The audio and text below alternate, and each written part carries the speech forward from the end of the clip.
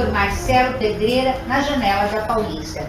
Dr. Marcelo, a gente fez aquele vídeo sobre o cocô, fez um sucesso danado, né? Mas tem essa questão da prisão de ventre. Eu acho que mãe deve ter um pavor com prisão de ventre, porque mulher tem muita prisão de ventre e sabe que sofrimento é esse, né?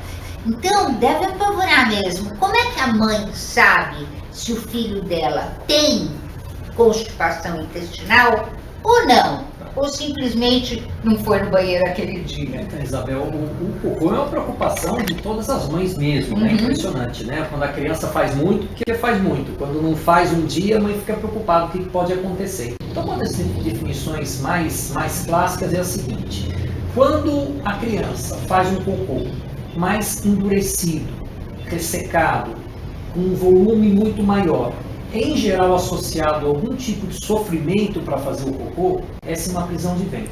O que não quer dizer que para ser prisão de ventre eu precise ficar sem fazer cocô 2, 3, 4, 5 dias. A criança pode fazer cocô, por exemplo, todos os dias, mas se for um cocô endurecido, ressecado, né, às vezes em volumes tão grandes que se costuma dizer que pode até entupir a privada ou então encher a fralda de maneira absurda, né?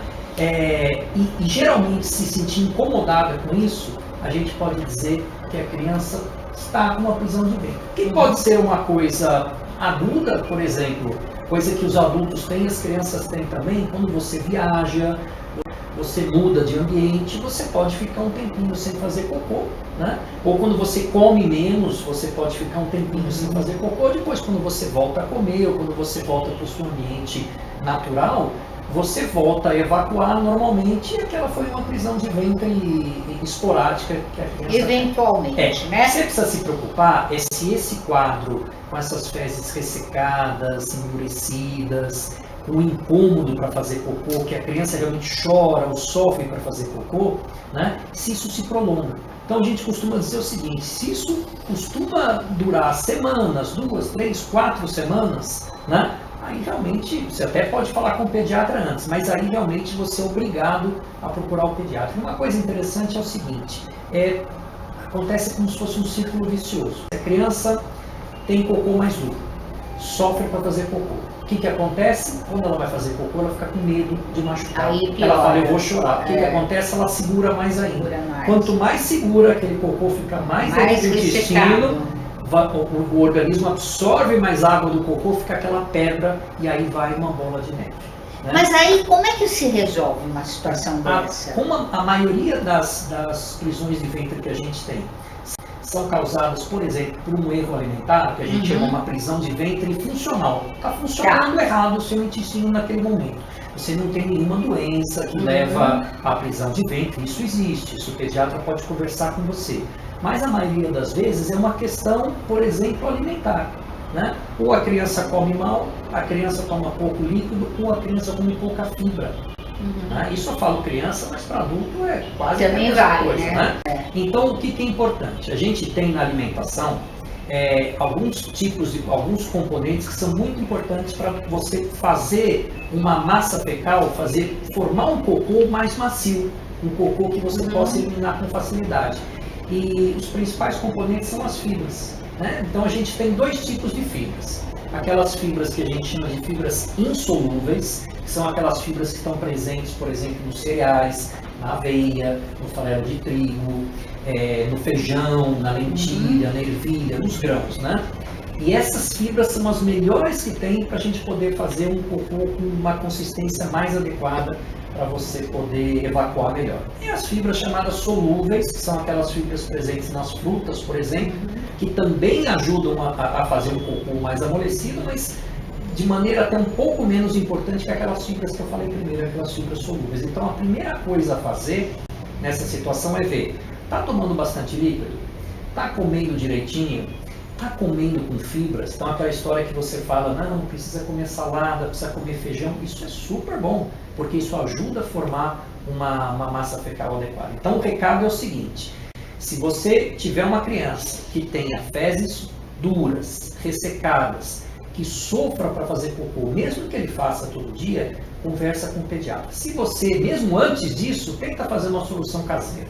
Tenta oferecer mais líquido para a criança, tenta oferecer uma refeição com mais fibras para a criança. Agora, se nem isso adiantar, se a criança estiver sofrendo muito, barriga inchada, vomitar, por exemplo, aí uma coisa que você precisa se preocupar um pouquinho, aí conversa rapidinho com o seu pediatra.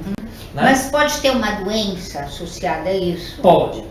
Então, por exemplo, quando você tem uma criança que já nasce com um problema no intestino, já nasce com um distúrbio de movimento do intestino, isso você começa a ver uma constipação, por exemplo, logo a partir do primeiro mês. Por isso que é importante ver todo mês o pediatra ver a criança e você conversar com o pediatra. Né? Aí já é uma coisa mais rara, mais grave, que é um problema de formação do intestino.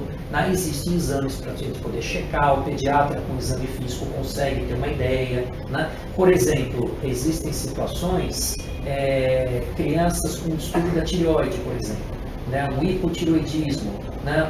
Uma baixa de cálcio no sangue, tudo isso pode reduzir as contrações do intestino e causar constipação também. Então existem algumas doenças que você pode ter como consequência a prisão de ventre, mas 95% das vezes a causa é funcional. Tá? Funcional que eu te digo nesse sentido, né? Mesmo pode durar um tempinho. E aí é o seguinte, isso aí acontece não em todo mundo. Geralmente são crianças que já têm até uma tendência familiar a ter uma constipação.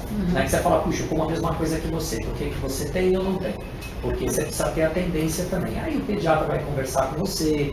Em geral, quando a fibra não é suficiente, o pediatra pode receitar um laxante específico, uma lavagem intestinal, mas isso o pediatra tem que ver o momento adequado. Né? Mas só ter atenção que dá para corrigir.